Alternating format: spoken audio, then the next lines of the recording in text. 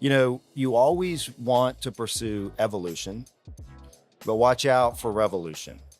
So because in revolutions, the difference between that and evolution is evolution just kind of happens, things naturally get better. And in a revolution, you got to be careful. Thanks for listening to Bridge the Gap, a podcast dedicated to informing, educating, and influencing the future of housing and services for seniors. This show is powered by our sponsors: Aline, NICMAP, ProCare HR, Sage, Gibson Insurance, Hamilton Captel, Paragon Senior Living, ServiceMaster, The Bridge Group Construction, Salinity, and produced by Grit and Gravel Marketing.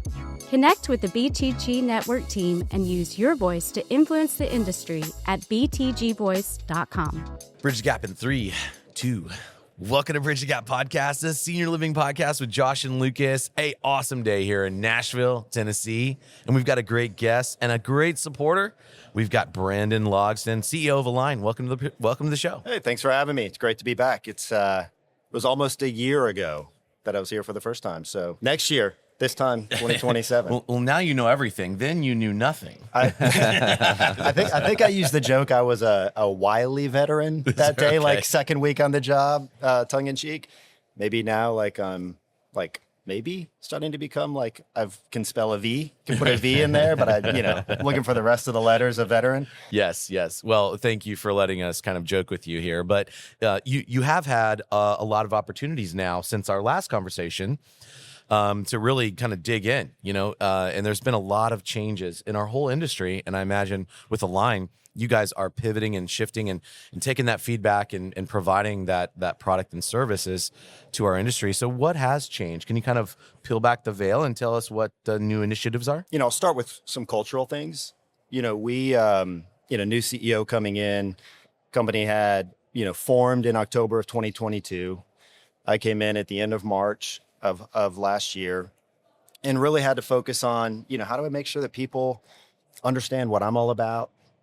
I listen and learn and understand what they're all about. What's the mission of the company? And then is there something we can do together to maybe reframe, reshape, and create a little bit more ownership culturally? Because Aline is an interesting story. We're the intersection of 6 different companies coming together. And so you think about, every company has kind of their own tribal mentality around their brand, around the culture. And so how do you break down those walls and create a culture that we own as Aline? And so we went through an internal process, bottoms up, the employees kind of, we led them through a process, but the employees created kind of our cultural ambition. And so we recast our mission statement, we recast our values. We decided our mission, we exist to help elevate the aging experience. And how we do that is by helping our customers better connect, care, operate, and serve by delivering more simplified software. And so that was a pretty cool moment. Happened about 3 months into the journey here. And, it's driven a lot of change in the company now about how employees come to work every day and show up, both internally for their peers, subordinates, and for most importantly, our customers and the residents they serve. So that's pretty cool. So that'd be one thing. And then the second thing is really how we think about our software, how we think about the ecosystem, our opportunity in it, who we're going to serve, how we're going to serve, and maybe more importantly, how we're going to connect all of these disparate pieces and parts. Because as we talked about last year, this is a big opportunity. It's a big industry. It's a growing industry. And it needs more technology and more technology providers, Aline and all of kind of the vendor community to just continue to innovate and bring new solutions. Such a huge undertaking, and congratulations on what all you've achieved over the last year. You mentioned ecosystem. That's obviously a curious word. Describe that ecosystem a little bit more for us and what you mean by that. Yeah, well, we think, one, we love the brand Aline because we really do think it's kind of a through line of the resident journey, whether they start in independent living, kind of graduate to assisted living. Unfortunately, sometimes they have to go into memory care or into skilled nursing or other higher kind of acuity areas. But when we think about the ecosystem, it's across that total line. And it starts with sales and marketing. Once the resident moves in, it goes into the care continuum. You have to present a bill to a family, individual, because somebody has to pay for this. there's nutrition and dining, there's a whole experiential side of it about what happens in the community. And so that ecosystem are all the pieces and parts where software can improve what operators are doing to deliver a better resident experience. Well, you mentioned dining in that, and that's a really big deal in senior living. That's commonly known. I mean, 3 times a day, that's their time to interact with other individuals and opportunity to obviously get nutrition and have an experience. How are y'all approaching that? Well, first of all, it's the second largest cost of operators behind human capital. So is food. And so we're approaching it from a couple different vectors. One is making sure that the food that is being served in the community has the right taste, texture, nutritional value, et cetera. We have 3 dietitians on staff. And so that's very important, is making sure that the food quality, the ingredient quality, and the recipe itself is right. Once you've got that right, then it's about how do you now make sure that we order the right quantities. This is where the cost piece comes in. It's not uncommon for there to be a lot of shrink and waste, and there are ways to mitigate that using our software to make sure that with the menu now that's been selected, the proper amount will be ordered based on consumption rates in the community. And then the last piece is just the guest experience. So we have a point of sale product that allows operators to then, facilitate transactions, whether it be in a dining setting, whether it be delivered to a room, whatever it might be in the community. And so, and then integrating that into, now back to the ecosystem, into our broader software platform so that the bill is accurate based on what the resident consumed, right? And if there's any issues there, our software is able to, see the issue and quickly resolve it through reporting and other exception checks, and even into the care component, right? Where maybe a resident is having a problem with their jaw, with their teeth. And so we need to make sure that what they are served at that next meal is different than maybe what it was last week. That's really important. And so we're able to track all of that. That's really interesting. I mean, you make that sound simple. There's no way that that's simple.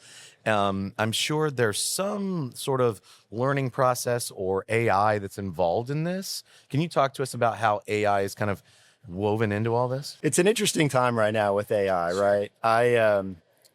My dad once told me a lesson. He said, and he was quoted on this by another guy that wrote a book about business. And he said, you always want to pursue evolution, but watch out for revolution.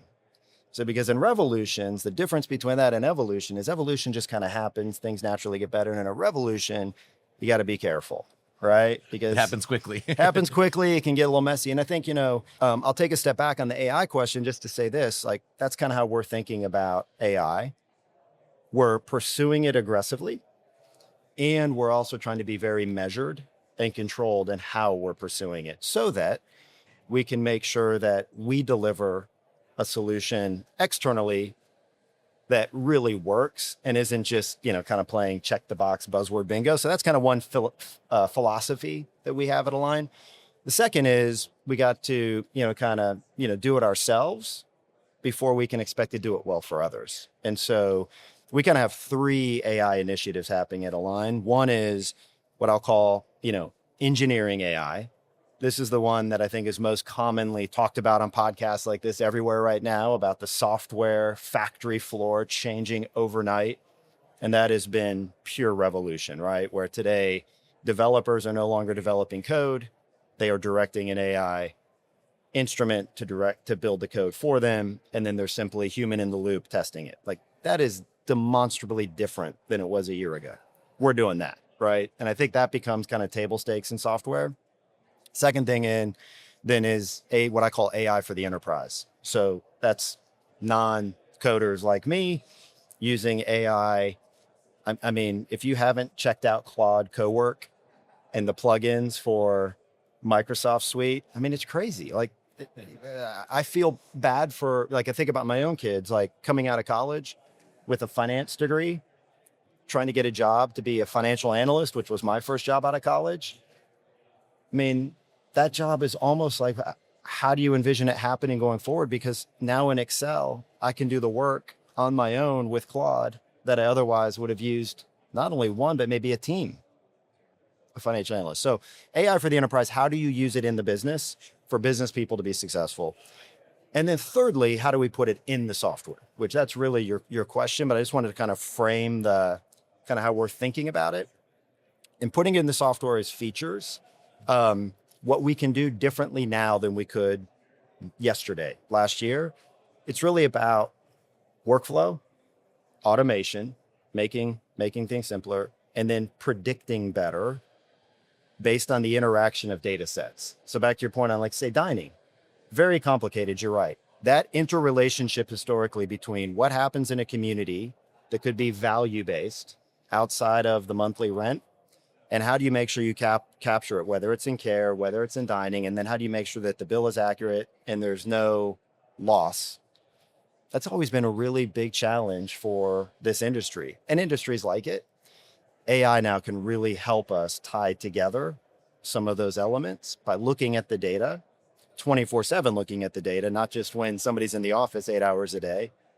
And frankly, it's oftentimes better at finding the errors and then giving you suggestions about what to do about it. And so we have a platform we call Aline Compass that's pulling all of the data together and helping tie everything into a more streamlined, simple interface so that an operator doesn't have to go to their CRM screen, to then their care screen, to then their leasing and billing screen, to then their dining system screen. Brings it all into one screen, one dashboard, with AI doing some predictive analytics and recommendations across it. That's really, really cool. So in the Align ecosystem, your team is working hundreds and hundreds of operators, managers, executives that are doing the work for the community. On this topic of AI, what are the questions that are kind of continually coming up? What kind of pressures are you getting from operators that they want to know where things are going, how they're part of it? Is there consistent themes? Yeah, there really are. And I think, it's not always rosy, right? Like, I think that's the other thing, back to the evolution versus revolution and back to kind of being measured. It's, one question that comes up often is, hey, wait a second. I don't want AI interacting with my resident. This is a connection journey that we're on in senior housing. And so let's not disconnect that reality, which fully support, agree with. So I think that's one nuance to this industry where you can't automate everything. And there are certain things that maybe even if you could automate, we don't want to, because it's really about connection with the resident, how we serve those residents. So that's one theme that comes back. The other is compliance. Is it HIPAA compliant? Is it data compliant? All the things around just our healthcare system and regulation and governance, and making sure that that's right. And then thirdly, how do you know, Brandon, that the AI is accurate? How do we know? And so I think our answer to that is we don't do anything where we don't have the right audit checks and the right human in the loop experience to make sure.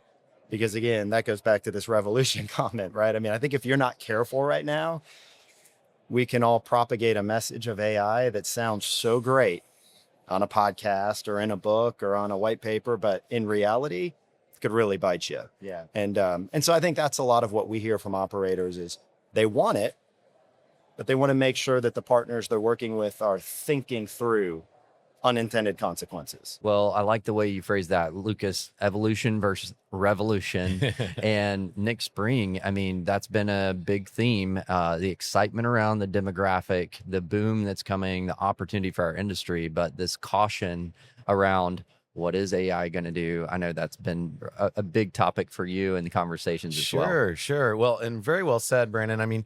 So as we kind of round out the conversation, 2026, any final thoughts about the goals for you and Align this year? Part of this recast of our mission was also a recast of our values, right? And so back to, we love the brand Align. We think it's very representative of this industry. And so we tied our values to that brand. And so, we're accountable to our outcomes. So it's making sure we live our values every day, connected to our mission. It's making sure that we're learning relentlessly. That's a really important one. Every day starts with something new to learn. We're innovating, but not just innovating for the sake of innovation. We innovate for impact. And I think, that goes back to a lot of the AI and other things that we're working on, making sure that it truly makes an impact. Navigating as one team. So back to kind of the tribal nature of how Align started and really getting to a one team, one dream philosophy. And when we do that, we elevate aging. And so we've tied our values into our mission. 2026 is about now showing and proving that we are really serious about living those values every day and how we serve our customers and bringing connection to this ecosystem through software so that it truly simplifies the communities we serve. And then we're measuring that through regular touch points, customer advisory boards on a regular basis, getting the feedback. How are we doing? Here's what we're trying to do for you. How are we doing? And so 26 is what I'll call a kind of a show me year about how Align is bringing all of this together, the elevate aging, and really stand behind that built to connect tagline that we recently introduced. An exciting event around the corner too. You want to tell us about that? You guys put on a heck of an event for your partners in the industry. Thank you. It's the Aline Innovation Summit. Last year was right here in this hotel, yes. So it's good to be back. This year it's going to be in Dallas, Texas, actually Frisco, a little north, at the Cowboys Star facility. And so there's an Omni Hotel there, and we're excited about that. It's May 11th through the 13th. And we're trying to get as many operators and ecosystem vendor partners there as possible. We think it's again, the residents we serve is all about connection. This industry, and boy, you guys told me this last year, you were right. It is all about connecting at events, connecting with folks doing great work like you all and other operators and developers and you name it. So it's all about at events bring people together and connect and learn. Well, congratulations on a year of success and many more. Thanks for supporting our industry, our partners. We couldn't do the content that we do without partners like Align. That's right. And Aaron and Luke Hayes, they've been supporters of our podcast for years and years and years, and we're so grateful that you have continued that in your position and legacy, supporting this content and education back to the industry. Really appreciate it. No, thanks. And I wouldn't know half the people I know right now if it wasn't for Erin Hayes. I mean, I think she knows everybody. She's so gracious with introducing me. So it's been great. She's beloved for sure. Well, thank you so much. And so for our audience, we know that they're going to want to connect with you guys. We'll put that in the show notes and connect there. Thank you for your time today. Really appreciate it. No, thanks guys. Really appreciate it. And go to btgvoice.com, download this content, so much more. Thanks for listening to another great episode of Bridge the Gap.